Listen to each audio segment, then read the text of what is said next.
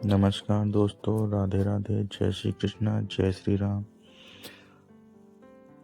सबसे पहले तो मैं इस पावन सरजमी को प्रणाम करता हूँ और मुझे गर्व है कि मैं ऐसे वीरों की शहर में जन्मा हूँ जहाँ पे राजा डालदेव पासी जी का इतिहास ऐसे इतिहास के पन्नों में दफन है जो आज एक कहानी बनकर रह गया है।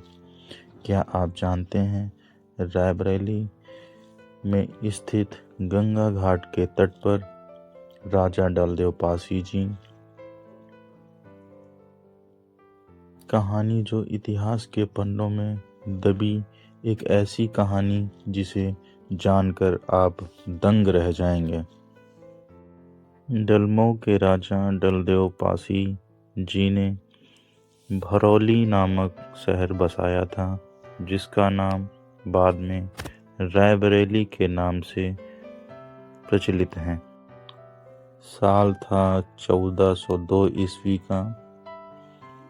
गंगा तट पर स्थित डलमऊ प्राचीन काल से एक महत्वपूर्ण तीर्थ स्थल रहा।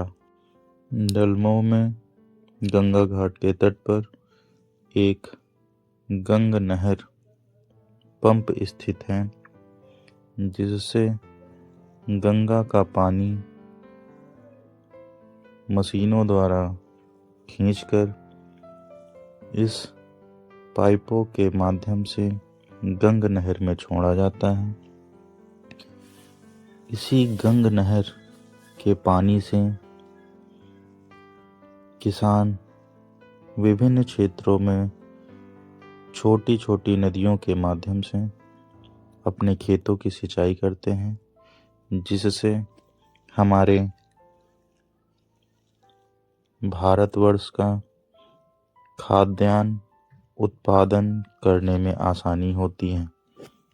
डलमऊ गंग नहर के बगल में राजा डालदेव पासी जी का किला स्थित है, जिसका इतिहासों के पन्नों में कहीं दूर दूर तक नामो निशान नहीं है।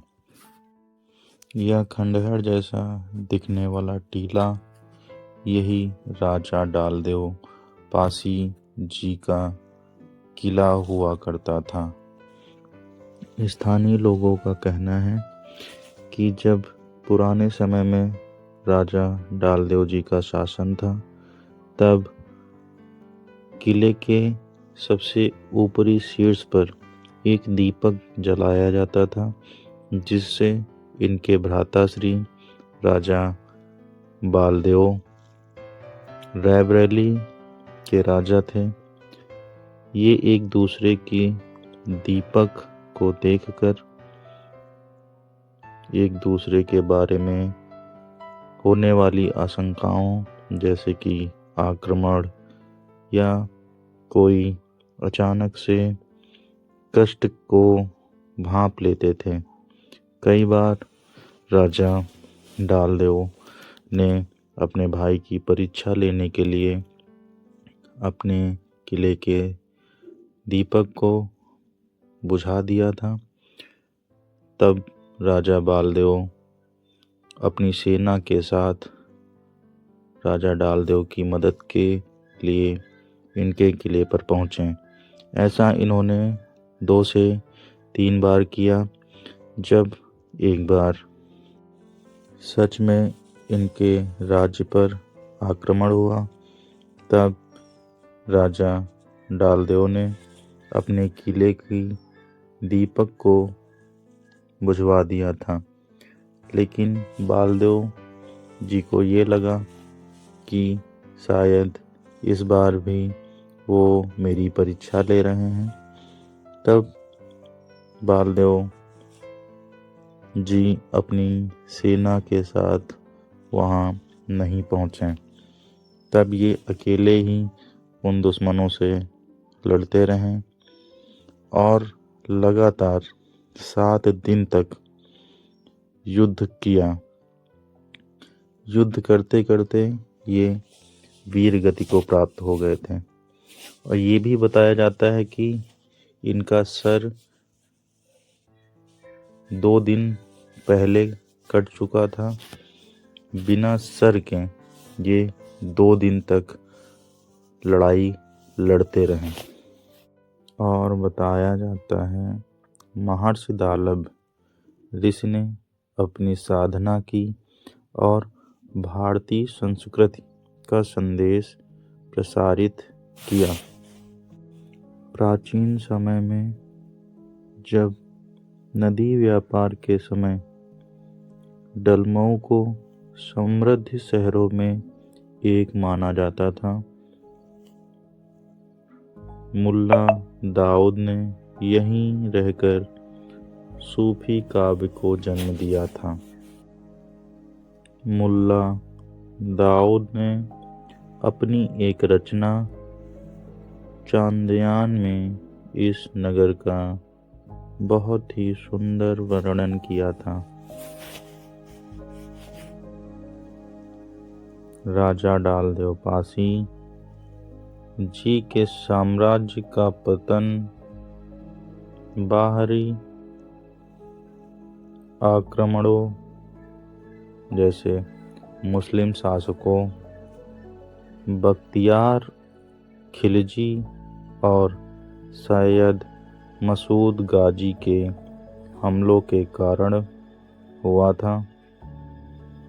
मुस्लिम शासकों के गुप्तचर राजा डालदेव पासी की सेना में भी सम्मिलित थे, जो यहाँ की सभी जानकारी अपने राजा को दिया करते थे।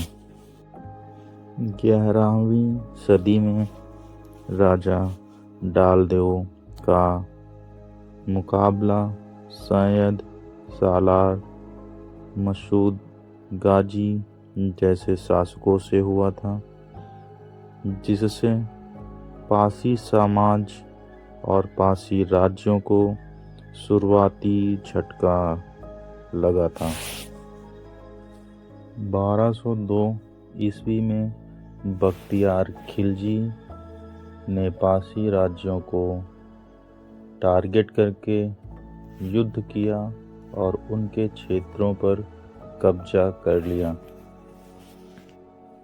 कुछ मान्यताओं के अनुसार बताया जाता है राजा डालदेव का युद्ध आल्हा उदल की सेनाओं से भी हुआ था, जिसमें वे वीर गति को प्राप्त हुए थे। बताया ये भी जाता है कि ये बिना सर के लगभग 2 दिन तक युद्ध करते रहे। हालांकि कुछ स्थानीय ग्रामीण लोगों ने बताया कि राजा डालदेव ने आल्हा उदल को हराया भी था। कई शासकों द्वारा लगातार हमलों और राज्य की आंतरिक चुनौतियों के कारण पासी राजाओं का विशाल साम्राज्य धीरे धीरे नष्ट हो गया। राजा डालदेव पासी के सम्मान में आज भी डलमऊ में होलिका दहन के 7 दिन बाद होली मनाई जाती हैं। इस वीडियो को लाइक कीजिए और कमेंट में बताइए कि आप लोग इस वीडियो को कहां कहां से देख रहे हैं, और प्लीज़ मेरे इस चैनल को सब्सक्राइब करिए ताकि मैं आपको इसी प्रकार से और अच्छे वीडियो आपके लिए लेके आऊं। धन्यवाद।